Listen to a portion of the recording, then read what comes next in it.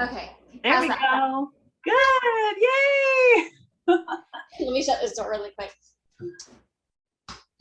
All right. We So made sorry. it. How are you? Good. How are you doing, Lauren? Good, good. Everything's great. My in-laws are in town from Jersey, so they're spending some time with the baby. And Oh, good. yeah. Awesome. Okay, let me see. Let me get my questions ready. Yeah, I guess today's the day for technical difficulties. Go figure. Oh well. Yeah, whatever. All right. Okay, so welcome. Thank you for your willingness to come and chat and be a part of this. I'm so thrilled that you asked me. This is definitely my passion. Even before having gone through it myself, I'm a huge neuro junkie, so this was wonderful that you asked me to do this. Awesome. Okay, so tell us a little bit about yourself. Who are you? Okay, my name is Lauren Barnathan. I'm a practicing speech language pathologist since 2010. I live in St. Petersburg, Florida. I just recently had a daughter 5 months ago. Who you saw just before this. I'm married to an emergency medicine physician, and I had a stroke about 3 years ago. Okay, so 3 years ago, and so how old were you when you had this stroke? I was 30 years old at the time of my stroke. It was an ischemic stroke, so for those watching, it was due to a blood clot obstructing blood flow to my brain, not a brain bleed. And it was the result of, I had some cosmetic injections done in my chin area. I was getting ready for my wedding at the time. And erroneously, it was injected into my carotid artery, which caused a dissection in my carotid wall. And in that section, it created a little pouch where a blood clot was able to form and eventually became dislodged and went up to my right middle cerebral artery, which is one of the largest arteries in the brain. So it obstructed blood flow to a large portion of my brain. Wow. Yes, it was very scary. It was a very large stroke at the time. And luckily I was home with my husband and we were getting ready for bed. And I started to kind of move around in bed, but at the time I was completely paralyzed on my left side. So I couldn't quite turn over. And my husband calls out to me like, "What are you doing?" And when I went to go answer him, I had completely slurred speech. And he immediately, having that medical background, even without having the medical background, it was so slurred, somebody would know what was going on. And he flips on the light and I'm completely dysarthric, so slurred speech, facial droop, everything. And he starts kind of working me up for stroke and immediately calls 911. And luckily we live just down the street from a hospital, a large stroke center and a teaching hospital. And I went in and got the TPA medication, the clot busting medication. And they went in for a thrombectomy where they threaded a catheter through the groin artery and went all the way up to my brain and retrieved, it was a very large clot, it retrieved out of my brain. So I had blood flow restored fairly quickly. So that really minimized the damage, which is why I recovered as well as I did. It was that quick response. Wow. Oh my gosh. That's so, I think it's really cool that you know so much about your stroke and kind of what happened to you. Do you feel like that has influenced or helped your journey with recovery, kind of knowing what happened? Yeah, absolutely. And at the time it was almost a curse because I really didn't know what was happening. I was in denial that I was even having a stroke. I wasn't aware of my symptoms at all. Thank goodness my husband was there. And I think that's why a lot of time in our field, we see what we call wake-up strokes, where somebody goes to bed and has a stroke in their sleeper before and they don't realize they're having it. So they either wait to come to the hospital or they come after it's too late for certain interventions like the clot busting medication. And so I was not aware that anything was going on. And then finally, when I did get to the hospital, I was in the CT scanner. So they were checking for any bleeding or clots, which they did see the clot on the CT scan. It was that large. Typically in our field or in the medical field, we don't see clots on CT imaging. We will typically see them on MRI and you only see bleeds on the CT imaging. But my clot was so large that you could visibly see it occluding my artery on the CT scan. So they were talking about administering the TPA, and a lot of times the side effect of that is it can actually cause a brain bleed on top of the occlusion of the artery. So it's what they call a hemorrhagic conversion, and it can actually make a stroke quite a bit worse. And so as soon as they were talking about pushing TPA, in my head, I'm thinking, oh my God, I'm going to have a hemorrhagic conversion, because I knew enough about what the potential side effects could be. It's like you almost know a little too much. And so luckily my husband was there, and he's like, no, we're doing it, push the TPA. And so everything went, thank goodness, smoothly after that. But it's been a blessing and a curse. Now after the fact, it helps quite a bit. It's kind of put some things at ease, because I know why it happened. It wasn't just something random. So having that knowledge is a little bit helpful. Yeah, that's so interesting. That were you able to kind of figure it out quickly that was from the injections? It was after the fact, yes, like about a couple days later. And luckily, one of my great girlfriends at the time, she was in residency at the hospital that I went to be treated. My husband was a resident at that time, and she was the only girl in his class. And so we had become really good friends. And she was actually working that night, and she had known that I went and got these injections. So she kind of put the wheels in motion, putting two and two together. Like, I know that something happened, and I had a large bruise in this area too. And so we were able to put two and two together pretty quickly. Wow. So is that somewhat common? I don't believe so. I know it's one of the warnings when you see the commercial and they always flash the different side effects of potential or different medications. It was always a warning, but I didn't really think much of it. I'm like, I'm 30 years old, I'm healthy, I work out, I'm in the medical field, I'm fine, I know better. And lo and behold, it was probably a combination of, I had what we call tortuous or curly carotids, when in fact they're usually straight.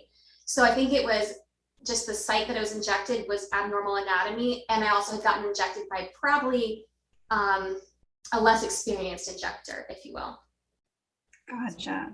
But at the end of the day, it's my fault. I accepted the risk, and going and doing something as risky as that. And of course, looking back, I completely kicked myself in the rear, thinking vanity got the best of me. It's so stupid. But nonetheless, it turned out to be the biggest blessing in disguise, and has completely changed the way that I practice, the way that I live my life, and how I relate to people and the patients.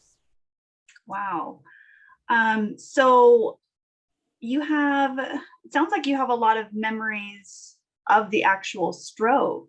Yes. And so what were you like when you got the TPA, you were in the hospital? What were the symptoms now that you had after having a stroke? So after having it, I went into surgery, and I was put under anesthesia and put on a ventilator just for the surgery. And of course, after that, you're automatically administrator. Admitted, thank you. I'm blonde, so just putting that out there, plus mom brain, it's not a side effect of the stroke, I promise. So I was admitted to the neuro ICU just as a precaution after surgery. And so I remember waking up, I was wheeled up, and the clock read 3:33. And I went to sleep pretty immediately after that. And my husband was a wreck, because you're in this very crucial 24-hour period where you have that risk of the hemorrhagic conversion or the bleeding out. And so we were very aware of that, and I was very scared to move, I remember. And I clearly remember looking up at the lights above me and thinking, how many people have been in this position? How many people haven't fared as well as I've had? How many codes have been run in this room? How many people have passed away in this bed? Just the most morbid thoughts that you think about, especially being in healthcare in the hospital field. And so at the time, all these thoughts are racing through my head. I did eventually go to sleep. The next day, I woke up and I had a headache. So I immediately started freaking out, because that is a sign that you can be having a bleed. And so they rushed me down for an emergency CAT scan to make sure I wasn't bleeding. And luckily I wasn't. I think it was just a combination of stress, hormones, all of the above. And so after that was really when my recovery started. Physical therapy came in as soon as I was cleared to get up. And I was barely able to scooch to the edge of the bed. They had to completely help me. I was able to stand up, some assistance. They had a gait belt around me. I had my walker. and my left side was completely shaky. You know, when you haven't used a muscle for a long time, it was just shaking. I couldn't bear any weight on it. And even just being able to stand up for that period of time, maybe 30 seconds or so, was like a miracle. And I got very lightheaded from being laid down for 24 hours or however long it was. And that was really where my journey started. So it started from standing up to walking a few feet, the next day to being able to walk to the chair, sit in the chair, and then finally I was able to go to the commode by myself. But all the while I was still very shaky. Again, it was a pretty quick recovery compared to most of the patients that we see, just because of A, my age, and B, the fast intervention that I received. So those two combinations really played a huge role in my recovery. I see. Okay, so your left side was really shaky. Yes. What about any changes with your language, your memory? So cognitively, I was actually pretty intact. I did still have slurred speech, and I still had a pretty significant left facial droop, which every now and again I still will have if I'm very tired. I get the recrudescence or the reoccurrence of symptoms if I'm especially tired. So I still will have a little bit of a left droop. I was pocketing food in my left side. I vividly remember having a large piece of chicken in my left side. I woke up at 3 in the morning and I was like, oh my gosh, there's a piece of chicken in my side. I'm pocketing. They're going to put me on a puree diet. Oh my gosh. So immediately fished it out and everything was fine. So yeah, I definitely, speech came in and did an evaluation. They did a swallow evaluation. They were kind enough not to do a cognitive evaluation on me. They did more of a subjective cognitive evaluation. I was at my baseline per my husband and myself. And actually the speech therapists that were working at the hospital that I was admitted to, I had done my externship there. So I knew some of them from when I was a student and from graduate school. So they knew me at my baseline as well. So they were able to really, know if there was a big change or not. So that was helpful in determining what sort of interventions I needed. But I did receive speech therapy for about a week while I was there, just to strengthen up the left side and really help my speech get along. But no diet no diet modifications or anything like that. So I passed my swallow test and my speech test. So we were good on that front. Awesome. Okay, let's see. So it sounds like you had physical therapy, speech therapy. Did you have any other therapies? I did have occupational therapy. Getting to shower for the first time by myself was huge. And I was actually going to be admitted to inpatient rehab, but I did recover very quickly. That they recommended that I just be discharged home with my husband being there to help me. So I did outpatient testing, which they determined at that time I didn't really qualify for services. However, I could still notice a difference in myself, and I still to this day will notice differences. So I've just kind of asked, friends here and there. We're lucky that we're in the field that we can have those resources, but even going online and just getting some exercises, things to do for myself that I've been just kind of doing at home to get back to what my baseline is, not what a standardized test says it is, Mm-hmm. Gotcha. So no other therapies aside from that. Okay. And so you had inpatient therapies and outpatient therapies. Just an outpatient evaluation. Oh, and they were like, you're good to go. You don't meet criteria for any intervention. But I still knew that I had a few things to work on, still slight things, but not enough to really qualify me for services. Yeah. Which therapies or what do you feel like helped you the most in your recovery? I would say probably physical therapy. I still have very subtle left-sided weakness. And so I'm working very hard doing yoga and Pilates and some strength training to try to really work on my balance and kind of evening out that left side. I am right side dominant, so that side's automatically going to be stronger anyways, but really focusing to try to bring my left side back to where it was. So the physical therapy has been huge for me. And that's what I've been focusing on. Gotcha. And was there anything that was not very helpful in your recovery? No, I wouldn't say that necessarily. In the acute care setting, so for the patients that are still in the hospital on the med surg floors or in the ICU, I think there's a big lack of focus on the mental recovery. And that to me was the biggest part. You know, even to this day, people will look at me and say, "Oh, you're fine. You look fine. Nothing happened to you. You're good." Or we'll see patients and we say, "Oh, you're fully recovered. You're good," and you're not good. But it takes a very large psychological toll on you. And I wish there was more emphasis on that at the acute care setting as well. I know a lot of rehab facilities do have neuropsychologists on board that are part of the recovery process, which I think is wonderful. But that wasn't offered to me at the time. That's something that I've been having to seek out on my own. Even 3 years later, I still struggle with a lot of issues because of that, including anxiety. I've had seizures as a result of the scar tissue in my brain. So being worried, am I going to have a seizure in this public place? How do I get out? Who's going to know my history? Those kind of things. And I've talked to some patients about it before, and there seems to be a very large consensus that there's not enough focus on the mental recovery and the psychological recovery. Wow. Yeah, that's a really good point. Is there anything that you would recommend to people who are experiencing that, like the anxiety, anything that's been helpful for you? Sure. So I focus a lot on breathing, like deep breathing and meditation techniques. But I'm also a huge believer in seeking out therapy, different types of therapists, whatever works for you. Personally, I think doing post-traumatic stress therapy has helped a lot with a lot of patients that I have. But meditation and deep breathing has been huge. And my husband actually uses it quite a bit himself and with his patients that come to the emergency room, and they're very anxious and worried about what's going on. So he implements a lot of the breathing techniques with his patients, and it works out very, very well for him.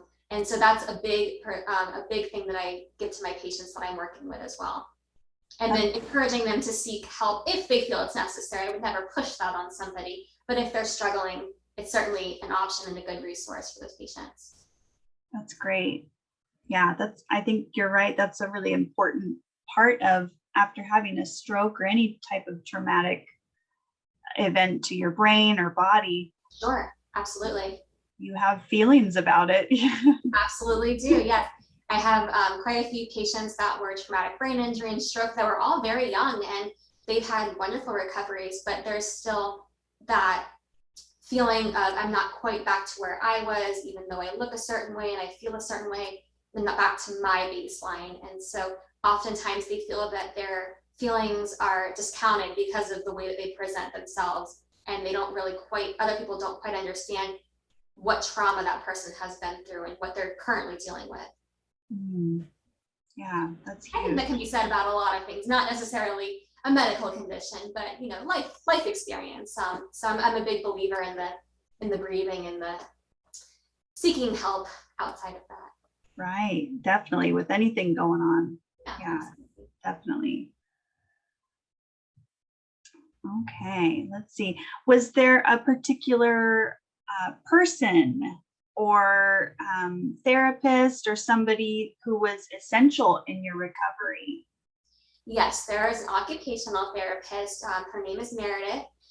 We became coworkers actually about a year after my stroke. She became a coworker, and I remember I met her my first day doing OT in the neuro ICU, and she just helped me out. She's about my age and helped me just to brush my hair. My hair was in a bun. It was all, you know how it gets, it ratted up. You're in bed for days. And she took the time to help me fix my hair, make me feel like a human again, help me get wiped up. And when you look good, you feel good. You feel better in the hospital setting, at least. I don't know if you'll feel great, but so at that, she was a huge proponent, kind of cheering me on the whole way. And even seeing her, afterwards becoming her coworker and even co-treating with her, she'd give me little tips and tricks and things to do to facilitate my ongoing recovery. And so she was a big player in that. That's great. Yeah. Okay, let's see. What are you most proud of? Oh, okay. So up until recently, I was most proud of the fact that I trained for and ran a half marathon. And that was a huge deal for me. I used to walk to and from work because I couldn't drive due to my seizures from the stroke. And one day I was walking past Tampa Convention Center on my way home from the hospital, and they had signs for the Gasparilla Half Marathon registration. And I said, next year I'm going to run that. I don't care if I have to run, walk, if I have to skip, whatever, I'm going to do it. So I ended up training for it and ran and completed it. And that was my biggest accomplishment up until 5 months ago when I had my daughter. I had a very healthy pregnancy, a successful pregnancy, no complications, thank goodness, which was something that myself and my medical team were really worried about given my history. So that has been my greatest accomplishment now, is seeing her grow and be healthy and be there for her. So. Oh, wonderful. And my husband and I have had the great opportunity to, do stuff like this and share awareness about stroke intervention and timeliness of intervention and doing stroke support groups and just connecting with patients inside and outside of the hospital. That's also something that I'm really, really proud of and I'd like to continue doing. Yeah. So like you mentioned at the beginning, that this experience has changed the way you work with your patients, because before your stroke, you were a speech language pathologist. Yes. And you still are. Yes. Are you working at the same hospital? No, we did relocate across the bay. So we're in St. Petersburg and Tampa General Hospital, where I was treated and worked briefly for about a year. It was a little too far for me. I couldn't drive. So I ended up finding a local hospital here, and I work over there now. Gotcha. So how would you say your experience has most changed the way you treat patients as a speech language pathologist? Well, I used to, so in the acute care side where we just go in and evaluate patients, pretty much that's all we do is evaluate. It's more focused on the testing versus the treatment. And I've really focused more on the treatment side because I've been through it. My patients would say, oh, well, this is terrible. I can't drive now. So changing my therapy to being something functional, teaching them how to use Uber, teaching them how to get their groceries delivered by Instacart. Those are all things that I have to use, and things that a lot of people don't know about. And surprisingly, a lot of our patients are in their 80s and 90s. They're very tech savvy, and they know how to work their phones better than I do sometimes. So, teaching them how to use those tools and all of the new technology that's available to them to normalize their life again and make their life a little bit easier. And even some of the workbooks that have been around since the 70s and the 80s about balancing checkbooks. I'm thinking to myself, I don't balance a checkbook. I haven't done that since I learned how to do it in 5th grade. And so, trying to teach patients how to use like a banking app, with their family, obviously. I don't go into their banking apps, but, teaching them how to use things that are functional. So it's just really shifted my focus onto things like what benefited me, asking them what's the biggest struggle once you go home, what are you worried about, and focusing on that. And that's really shifted it. Instead of being a cookie cutter therapist, working out of workbooks, following just the model that we've always done it this way, to shifting on what's new, what's out there, and what's functional. That's great. I like that idea of, using Instacart. And great. I love it, especially now, even the being unable to drive, just having a child, Instacart is my life now. So yeah, it's helpful for so many times of life. Absolutely, yes.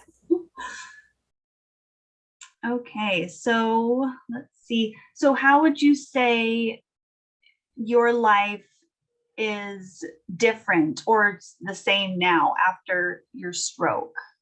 What does life look like now?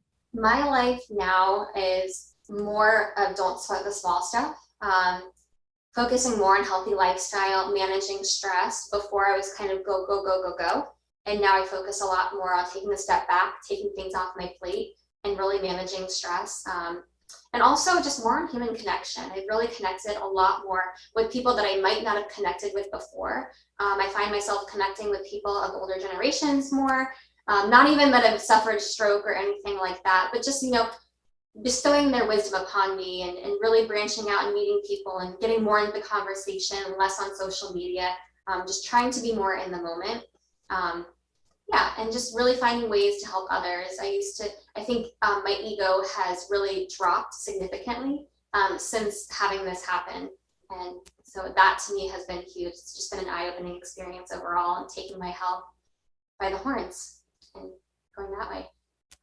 Yeah, so, and I've had to be a lot better about planning as well, because of the fact that I don't drive.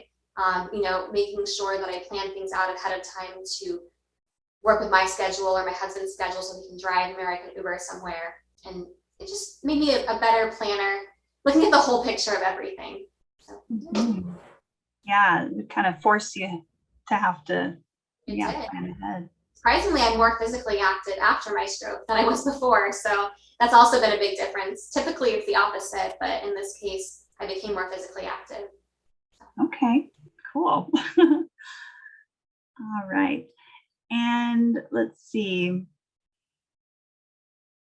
What would you say to someone who had a stroke and maybe they're not recovering as like you have? They're not recovering at the rate that you did, or their skills just aren't coming back at the same as you. What would you say to them? Well, I'm glad you brought that up. That is a good point. I am very careful with patient-wise, with who I share my story, because I don't want to give false expectation or false hope. And I am very upfront with, letting them know exactly what happened to me. Age does have a lot to do with it.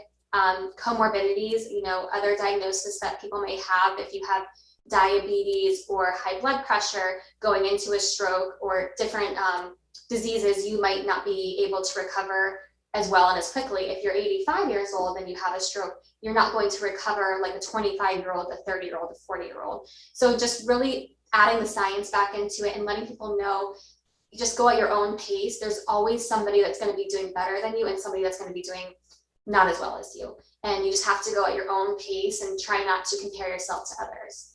And it's really hard not to, and I know that it is. And that made me very reluctant to share my story for a very long time. And I've had people comment too that, oh, well, you're not a good person to share your story because you're doing fine. And it just takes away a lot from it. And so just going at your own pace, and there's just so much more that goes into it. The type of stroke that we have, the interventions that we have, how quickly it happens, all of those combined. I just make sure to disclose all of that going into it. Be as scientifically based as possible.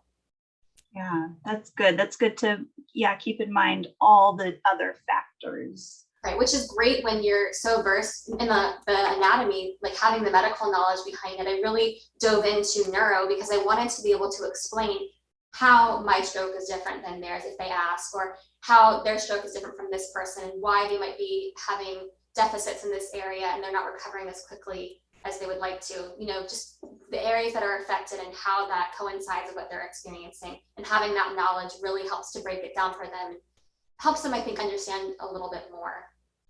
Mm-hmm. Yeah.